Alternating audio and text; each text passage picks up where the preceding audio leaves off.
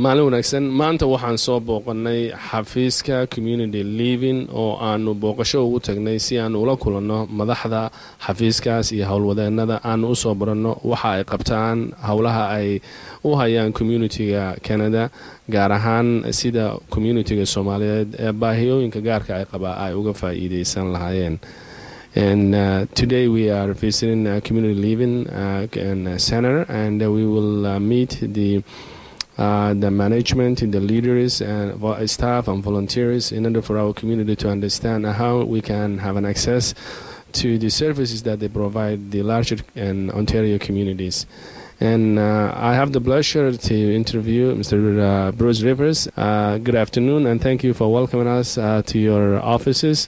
And my first question is, tell us about Community Living Toronto, its purposes and mandate. Mali Wadnagsan, and thank you so much for coming to talk with me and to visit Community Living Toronto. It's our privilege to be spending time with you today to talk about our work and its relevance to the Somali community.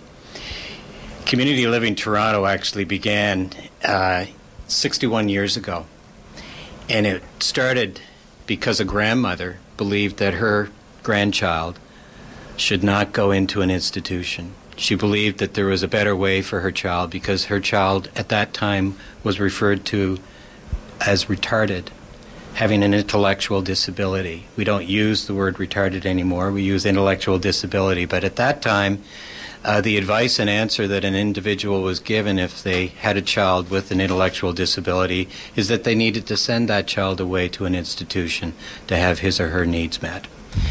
She called on families from across Toronto to come together, and they filled a church basement.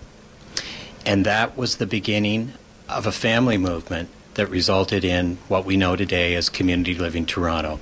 And that is an organization that finds alternatives for people in community so that they can be included where they live, learn, work, and play. Thank you. And my next question is, as you mentioned, what is an intellectual disability? An intellectual disability is a term that's used to describe a person who has certain limitations in learning with everyday living. But that condition is not something that's acquired through an accident like a brain injury. An intellectual disability, which in years past has been referred to as retarded, is typically acquired in utero during birth. So it's genetic.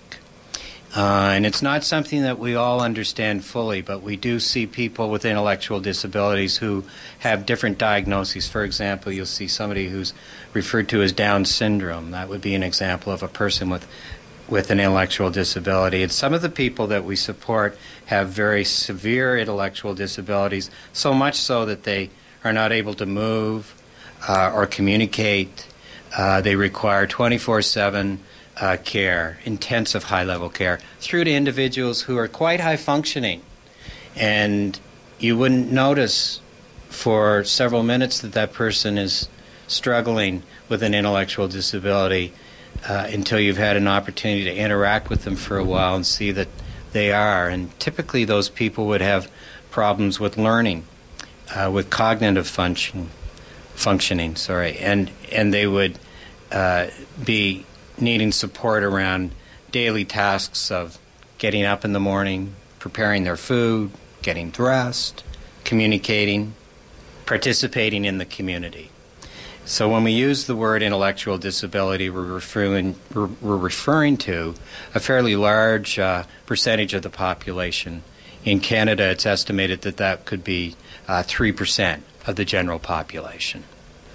Thank you. And on a brief research, I noticed you have a large organization. Can you tell us more about your staff, volunteers, expertise, roles, and the functions that you have for the community? I'd be delighted to. We have grown to be one of the largest organizations of its kind in North America, and we currently employ 1,300 staff. They work together with a team of volunteers, about 900 volunteers, and we offer program and support to 6,000 people on an annual basis across the city of Toronto. And in doing so, we operate out of 76 different locations across the city of Toronto. So we have a presence in practically every community of this great city, and we're very, very proud of those roots. Many Somali families have challenges and they may have children who need an assistance.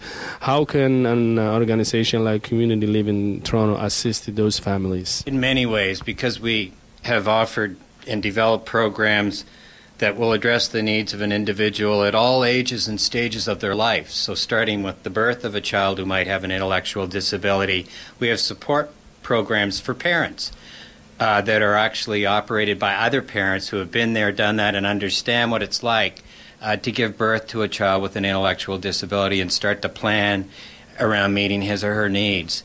That's called Pilot Parents. We also have a whole team of people who focus on what we call early childhood and those critical years of 0 to 8.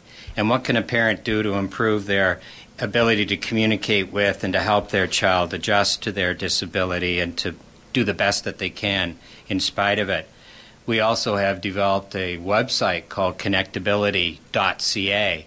And through that website, a person can access information 24/7, 365 days a year related to intellectual disability, and it's filled with tip sheets that anybody would find very, very helpful. We also have extensive programs to support families and individuals attending school who have intellectual disability, and then moving from school into adulthood, we developed a number of residential programs and options for people in community, everything from providing respite and relief through to providing intensive 24-hour, 7-day-a-week care at the residential level through group homes that are situated throughout the city of Toronto. In addition to all of that, we've created what I would call day programs so that if an individual is living with family, they'd have a place to come to during the day for social, recreational, educational, language skill development, and most importantly, employment readiness.